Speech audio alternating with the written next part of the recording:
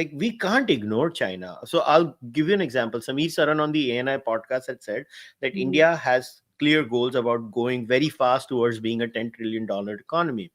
For India to become a $10 trillion economy, it's rather naive to assume. I mean, I'm paraphrasing what Sameer has said. To assume that we can just ignore China, and then China was sideways. Like that. We'll have to solve the China issue too.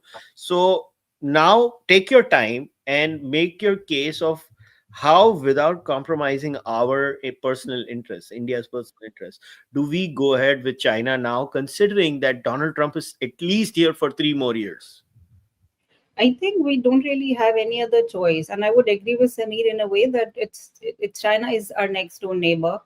We have huge trade imbalance with China, and we have massive economic relations ties with China. We do need China, and as China needs us as well. As in, I don't think it's a one-way road.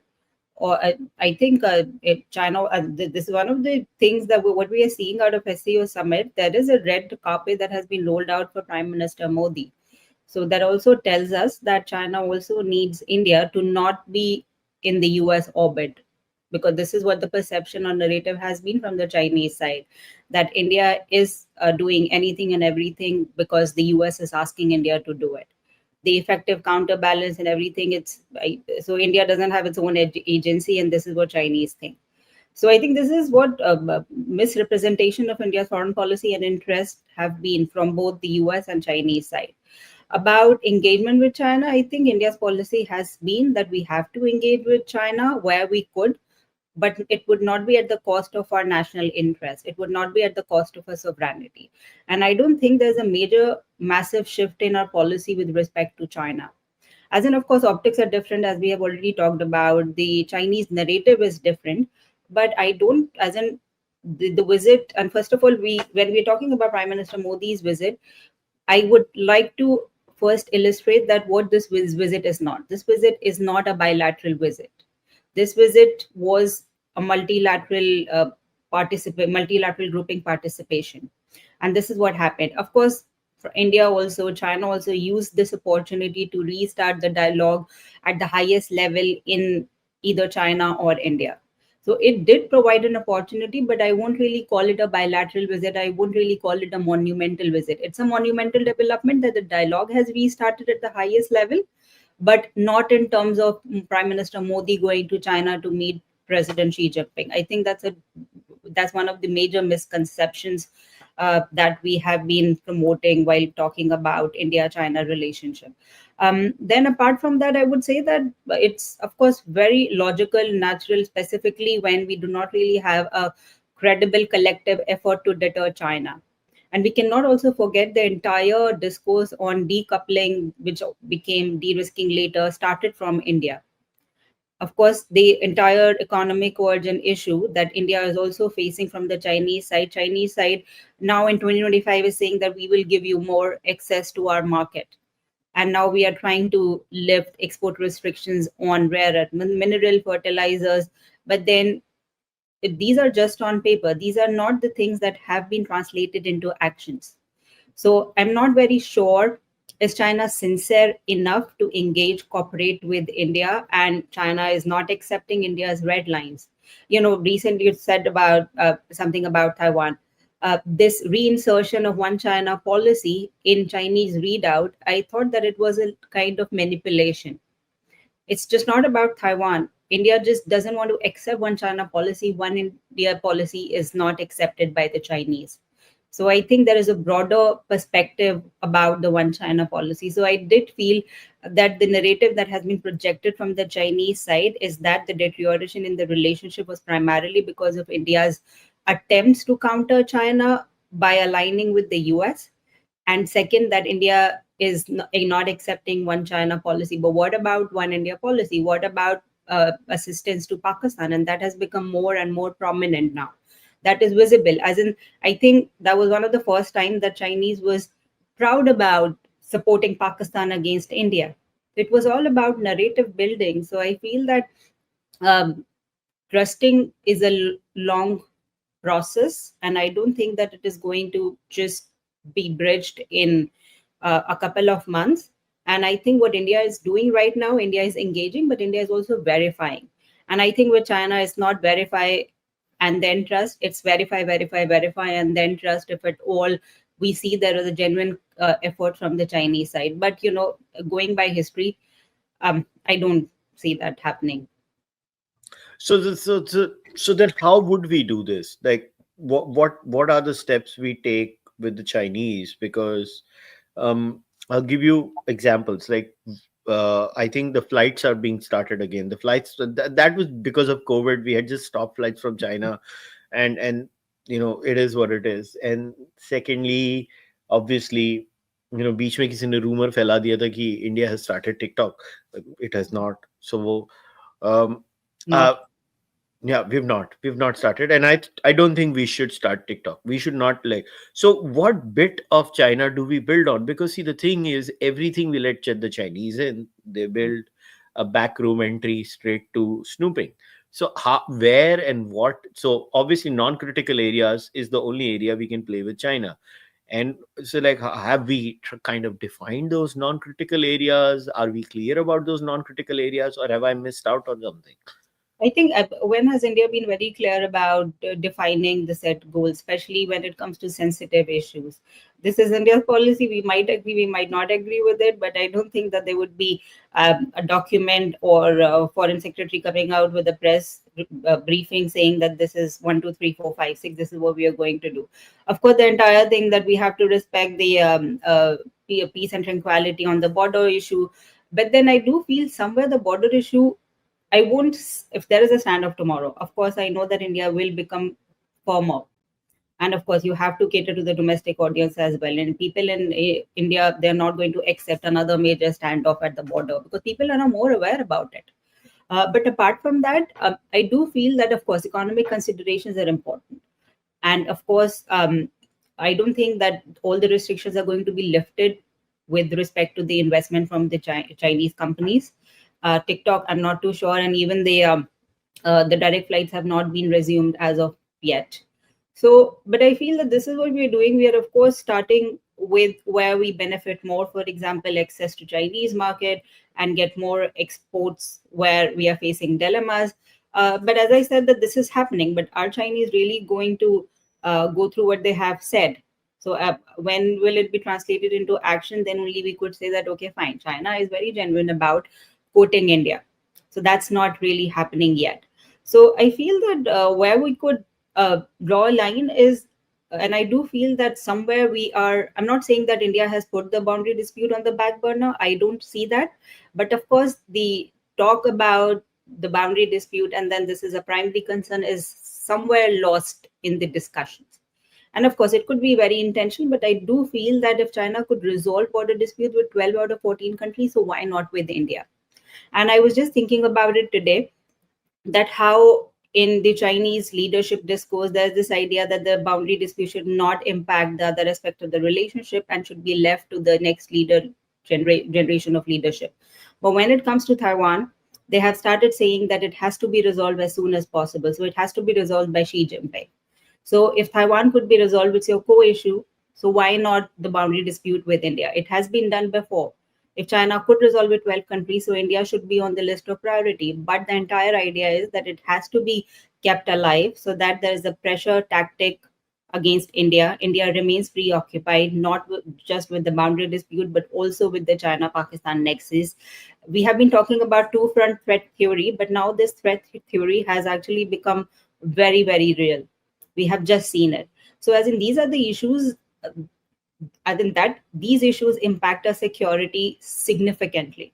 This is about, if not about survival, it is definitely going to impact our security calculus. So, how do we deal with it? So, I don't really see us trusting China anytime soon. And it's just, even if China gives greater access to its market, it's just one of the concessions. China has to start dealing with the main security issues, which it is not willing to. And I've been saying it, boundary dispute has been alive for over 7 decades. It is going to be alive for the next 7 decades. So how do we resolve this? How do we? I just feel that India really doesn't have a lot of uh, perhaps ideas to how to convince China, or China doesn't want to be convinced. Of course, that's the point. But I do feel that India cannot and should not leave the boundary dispute to be resolved later. And then, of course, it should not be about, because I think there was this also recognition that it is from Indian side, Indian leadership side, that this isn't just about differing perception of the line of actual control. So I don't know, how do you go back from there? Now, what is the status of the Indian establishment on the border dispute?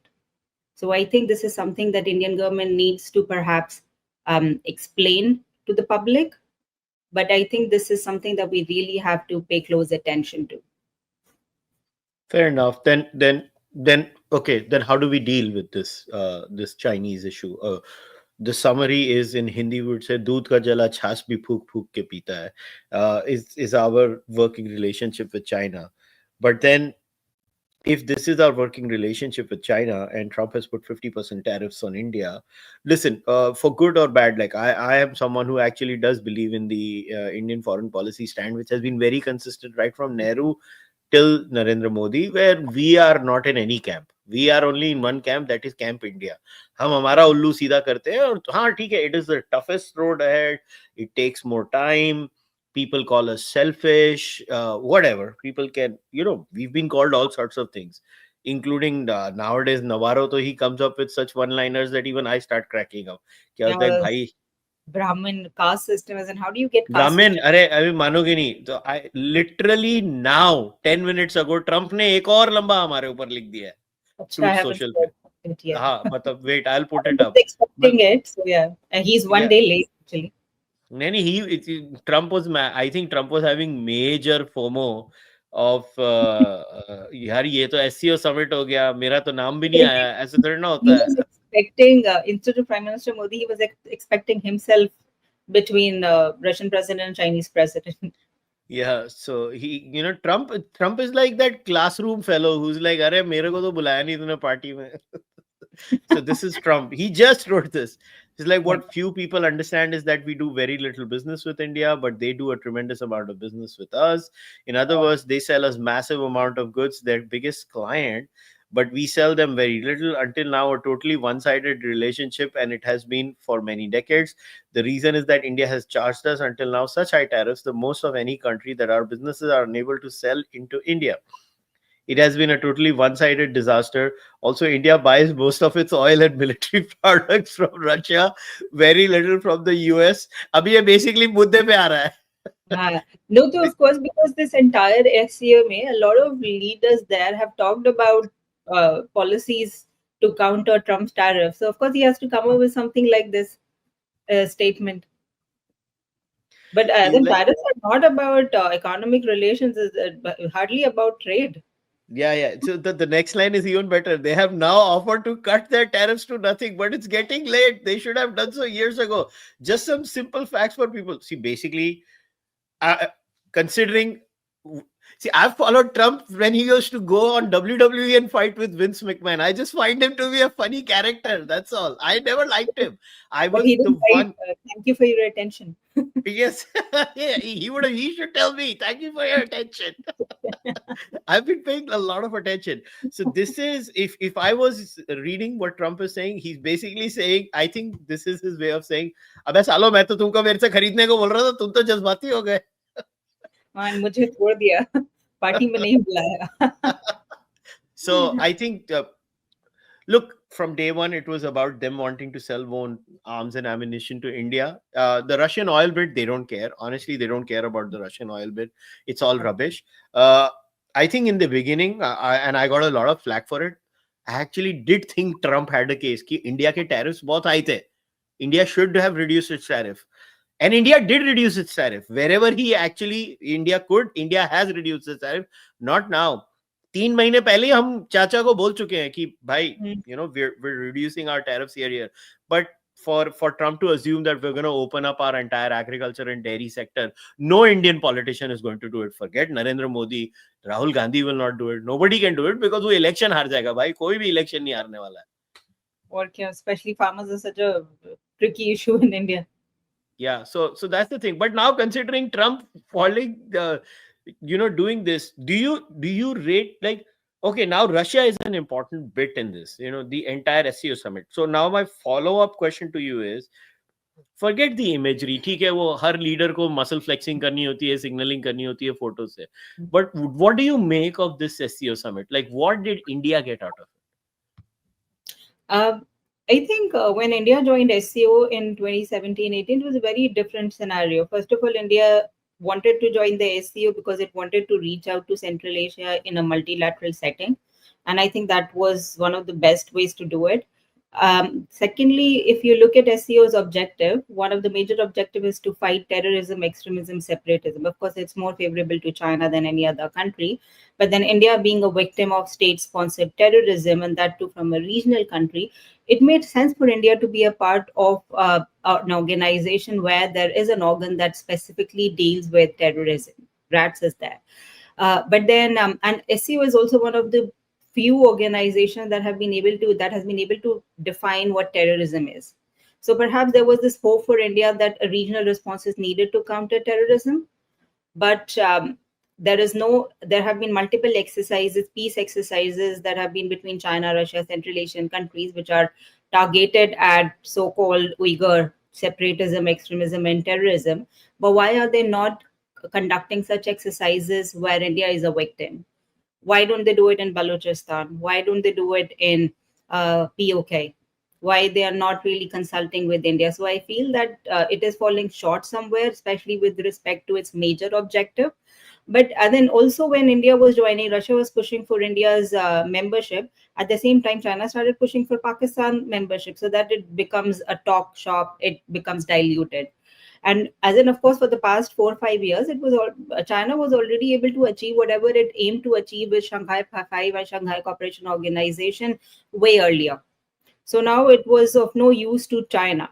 So that's why it thought that perhaps it will be easier if it becomes diluted and a lot more diverse member states come and join the SCO. But 2025 summit is very different, and I think they are definitely taking advantage of the SCO summit and projecting it as a non-Western organization, which is a voice of the global South, and as in they're projecting as if the SCO is the next big multilateral grouping. So I feel that of course it's important, and one of the ways how we could see significance is that there are a number of Southeast Asian countries that are also participating in this summit. So perhaps a lot of countries are finding alternatives where they are not hearing about Ukraine-Russia war, and where their interest in the regional issues are being discussed. And I think this is where the West has been falling short of. They are concerned about their own interests, their own wars and conflict, but they're not concerned about the issues that the regional countries are dealing with. So I feel that this is where China is able to project that we are the new leader of the regional changing regional order as well as eventually global order. So I feel that SEO is important for a number of reasons. I'm not sure what India has been able to achieve as of now, but of course, India is presenting an alternative voice within the SEO. India being a part of it does a lot of benefit to at least the West. And it's India's policy. Our foreign minister, S. Shankar, wrote in his book a couple of years ago that we have to move in all directions. So if we just look at our foreign policy from that perspective, from multi-alignment, SEO fits in our approach. But of course, I think we cannot really overestimate the relevance of the SEO. There is hardly any cohesion. There's hardly any convergence of interest. India still doesn't endorse the Belt and Road Initiative. For the very first time, after 2-3 months, we are able to make countries condemn the terror attack in Pahalgam. But then, of course, there is no pinpointing to why and what is the root cause of that. So I feel that we are getting some advantage, some benefit, but I feel that it's limited. So I think we have to be very realistic, practical with respect to analyzing the relevance of SEO for not just the member countries, not just for India, but also regionally and as the organization as a whole.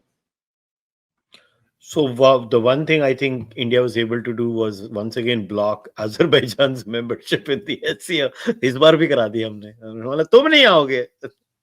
Yeah, as in, I'm sure India doesn't want it to be an anti-India organization. Yeah, yeah.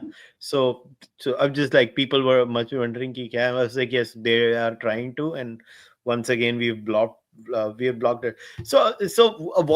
I couldn't follow. Like, was the external affairs minister not feeling well? That's why he couldn't make it. Like, was that the reason given?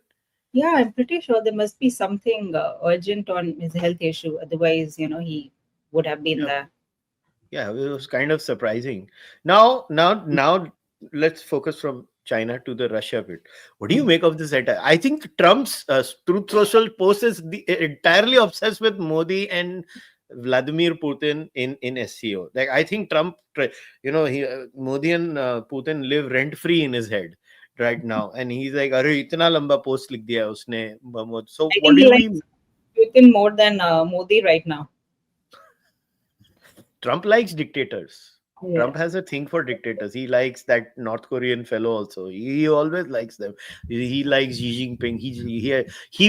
I think he somewhere wishes he would be one of them with the dictator, so United that he system. doesn't have to leave the office. Yeah. So poor guy. He must be having such nightmares like, अरे मेरे तो 3 साल ही रह गए, मेरे को तो जाना पड़ेगा. यहाँ पे तो ये दो टर्म वाला रूल है. Then he must be jealous of Modi cheating करता है, तुम्हारे यहाँ रूल बनाओ, ये तुम नहीं आ सकते. Yeah, I think हो सकता है ये एक रीजन हो कि इतना नेगेटिव कि पब्लिक भी अगेंस्ट हो जाए फिर. Hmm. बट So, इंडिया को समझते नहीं है ना ये लोग. And then I नहीं, think it is making him more popular than anything.